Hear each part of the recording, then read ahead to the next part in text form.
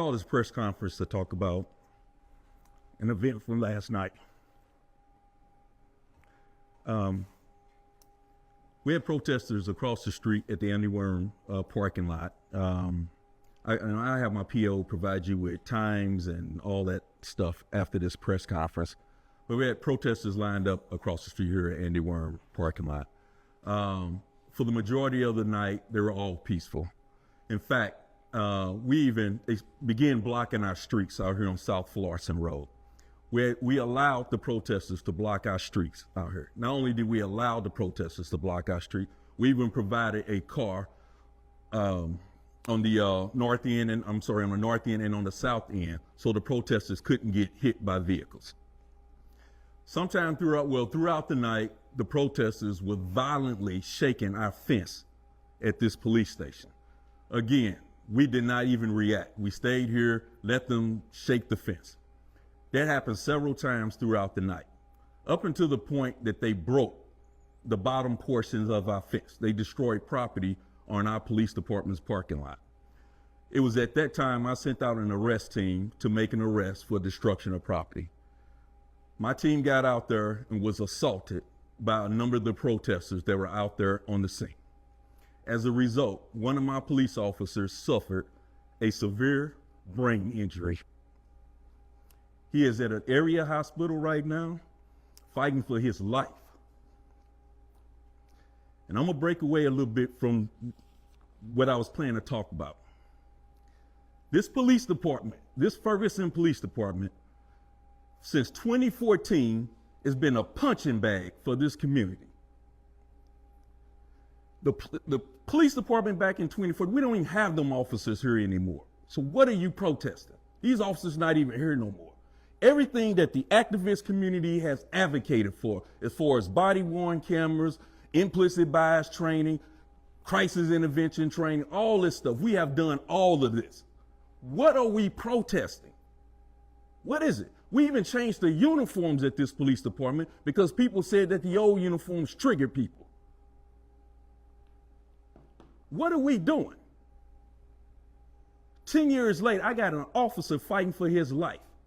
It's enough, and I'm done with it. We're not doing it here in Ferguson. Our community is united behind us. Our community is fed up. We want to heal. Our community want to heal. We want people to peacefully protest, but we damn sure ain't gonna allow you to destroy this city, and we ain't gonna allow you to hurt none of these police officers. We are united here in this city. We're done with it. We're not doing it anymore. I'll take any questions anybody got. Yes, ma'am. Talk a little bit more about what exactly. So my officer went out to effect an arrest on an individual who broke and stole portions of our fencing out here, a large portion of our fencing. And as he approached the suspect, he was charged violently with the suspect's shoulder, which knocked him down, which he suffered a head injury as a result of that. Can you clarify to you if the arrest and the injury happened before or after? It was before midnight. Can you explain how the officer got it injury? I found it like what actually? Yeah, after you got charged, he fell backwards and hit his head. He fell backwards and hit his head. Did he run into somebody and trick? No, they ran into him. The suspect, the protester, yes. What details do you have about the officer? How long has he been? He's been with the Ferguson Police Department since January the 2nd of this year. Prior to that, he was a St. Louis County police officer. Is there an update of the woman that had a seizure out there? They needed medical? Yeah, and my team, along with the Ferguson Fire Department, went out there to assist that lady with her seizure. Did that happen in the, did she have any kind of interaction or physical interaction or contact with any officer? I don't know. All I know is our officers responded by helping that young lady during her seizure. Where do you know else?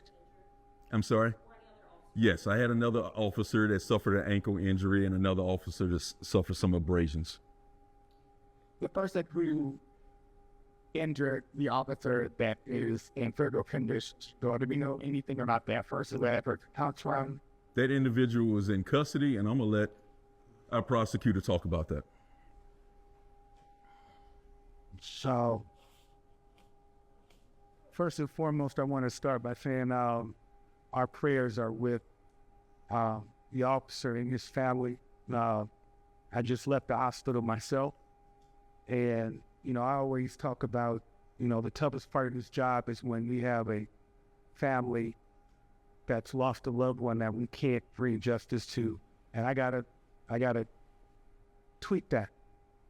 Toughest thing that I've had to do is talk and console with a mother who doesn't know if her child is going to make and for what. So first and foremost, in this case, we are in the process of issuing charges for resisting arrest, 2 counts of assault on special victims, and first-degree property damage. Also first-degree assault. There are also other defendants that we are seeking charges against for assault third-degree on a special victim, which is a police officer, and resisting interfering with an arrest. And then we are seeking charges against 3 other individuals for property damage that occurred last night here at the department. And so, as always, we do believe that people have a right to peacefully protest, but when that line is crossed and people are harmed or property is damaged, people have to be held accountable. And we intend to hold these individuals fully accountable. We pray for a speedy recovery for Officer Brown, and our thoughts and prayers are in with you today as he fights. Travis Brown. Was he the caller? I'm not going to give out his medical. He's suffering through a serious head injury. The other point I want to make too is that this police department in 2014 had 3 African-American police officers. We have over 50% African-American police officers, 23% female representation on this police department. Like I mentioned before, maybe 4 officers from 2014 remain here at the Ferguson Police Department. This is a brand new police department. I don't know why the officers here, who wasn't even here in 2014, have to continue to suffer through this. It doesn't make any sense. This young officer, Travis Brown, got into this job because he was inspired to do the right thing. He wanted to be part of the change. He wanted to make an impact in our community. He's the type of officer that we want in our community. And what happens? He gets assaulted. I had to look his mother in the eye and tell her what happened to her son. I'm never going to do that again. I promise you that. I'm never going to do that again. You were running with a young officer, was it? I don't know. What are the plans for tonight? We're not going to allow people to come here and destroy our city. Are you going to be calling in any additional? We always have additional law enforcement ready. Which agencies? All of St. Louis County. So are they going to be allowed to peacefully demonstrate? They can peacefully demonstrate. They just cannot become violent. And we're not going to accept property damage. Can you tell me how many people are in custody right now? There are defendants that are in custody until those charges are normalized. We will not be mentioning names until that process happens, because there's a process which includes the committee judge signing off on these charges. At that time, more information will be provided. But I will say this to echo Chief Doyle's what he said earlier, is that we are asking we need to bring the temperature. We need to calm tensions at this point. Again, as Chief Doyle also said, I talked in his mind. This officer was here, not at this department, but he was around in 2014. He didn't get harmed, and now 10 years later, he was in a tough situation right now, and we're praying for And so what we're asking is let's respect this family. Let's pray for this family, and let's bring the temperature down. Let's calm tensions down. This is the time that we need to come together as a community. And so anyone listening, you hear my voice. I'm hoping that people understand that family this is a tough situation. Yeah. All police ain't bad. These guys and gals, they got families too. Get with you. People that in the office of Oxford, you're I'm thinking anything like that. We're still doing this investigation. This all happened last night.